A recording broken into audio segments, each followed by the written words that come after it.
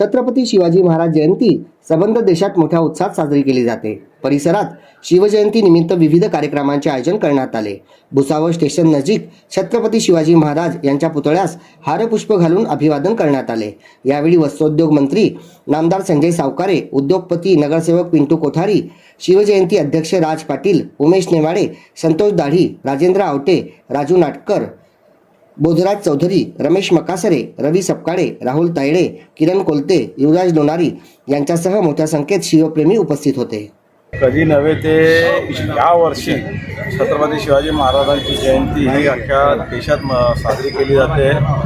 आदरणीय देशाचे पंतप्रधान नरेंद्रजी मोदी यांनी स्वतः पुढाकार घेऊन अख्ख्या देशामध्ये एका वेगळ्या पद्धतीने छत्रपती शिवाजी महाराजांची जयंती साजरी करण्याचा संकल्प केलेला आहे। आजही मला वाटतं पुण्यामध्ये काही केंद्रीय मंत्री, मुख्यमंत्री वगैरे सगळे पुण्यात जाऊन त्यांनी शिवजयंतीनिमित्त काही कार्यक्रम घेतलेले।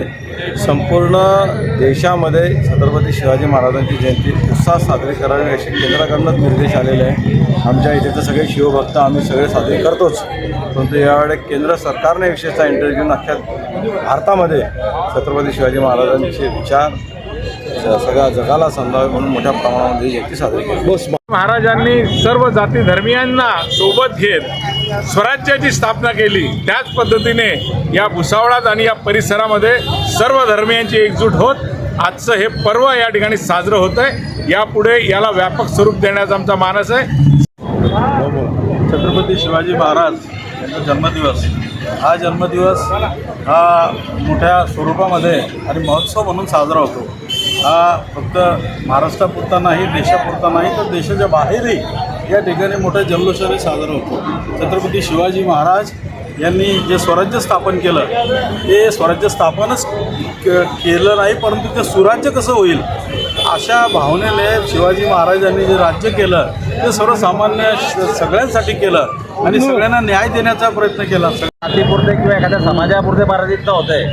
त्याच्यामुळे आता आम्ही प्रमुख 5 लोकांनी अशी चर्चा केलेली आहे की येणाऱ्या पुढच्या वर्षामध्ये याची सुरुवात 1.5-2 महिना अगोदर करून शहरातील व तालुक्यातील सर्व समाज घटक, सर्व पक्षांची, सर्व लोकांशी चर्चा करून पुढच्या वर्षाची येणारी जी शिवजयंती आहे त्याला एक सार्वजनिक आणि सर्वसमावेशक असं स्वरूप देण्यात येईल।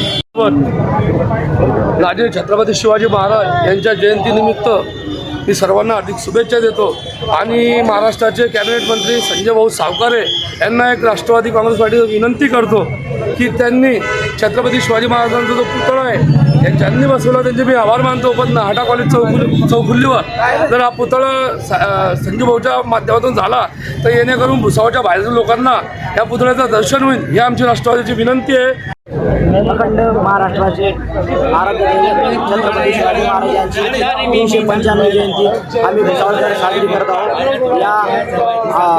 यामध्ये भरपूर अनमोल सहकार्य आहे। आई फाउंडेशन आणि तसेच युवराज लोणारी, पिंटू भाऊ कोठारी, तसेच राजेंद्र आवटे आणि सतीश भाऊ सपकाळे, तसेच आधी इतर नगरसेवक, तसेच आम्ही आमदार साहेब यांना निवेदन दिलेले आहे मंत्री साहेबांना की आपली शिवस्मारकाची जागा ही थोडी कमी पडत आहे, ती थोडी दुरुस्ती होऊन आणि थोडी मोकळी जागा करून द्यावी असं आम्ही साहेबांना निवेदन दिलेलं आहे। चोपडा तालुक्यातील चौगाव येथे आज सकाळी 10 वाजेच्या सुमारास माजी पंचायत समिती सदस्य अनिल पाटील यांच्या हस्ते छत्रपती शिवाजी महाराज यांच्या पुतळ्याला माल्यार्पण करण्यात आले। या प्रसंगी गावातील तरुणांनी मोठ्या संख्येने रक्तदान करून एक आगळावेगळा उपक्रम राबविला। हा रक्तदान शिबिराचा कार्यक्रम चोपडा येथील इंडियन रेड क्रॉस सोसायटी व नवदुर्गा मित्र मंडळ चौगाव यांच्या वतीने आयोजित करण्यात आला होता। या कार्यक्रमाला माजी आमदार कैलास पाटील, चोपडा सहकारी साखर कारखान्याचे माजी chairman doctor Ghanshyam Patil, market कमिटीचे माजी व्हाईस चेअरमॅन नंदलाल पाटील, सामाजिक कार्यकर्ते बापू पाटील, राजेंद्र पाटील, सतीश कोडी, ग्रामपंचायत सरपंच, उपसरपंच व सर्व ग्रामपंचायत सदस्य, ग्रामसेवक, तलाठी व गावातील सर्व ग्रामस्थ मोठ्या संख्येने उपस्थित होते।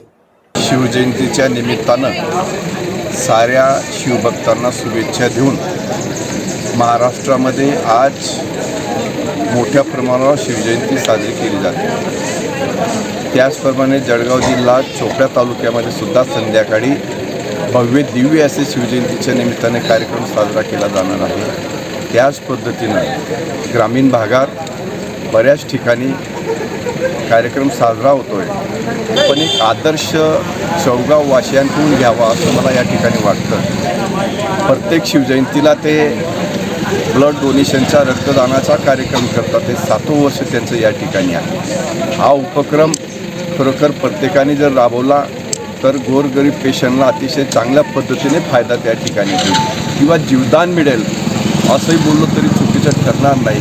म्हणून मी चौगाववासियांचं, साऱ्या शिवभक्तांचं या ठिकाणी स्वागत करतो, शुभेच्छा देतो. 2 शब्द संपवतो. जय हिंद, जय महाराष्ट्र.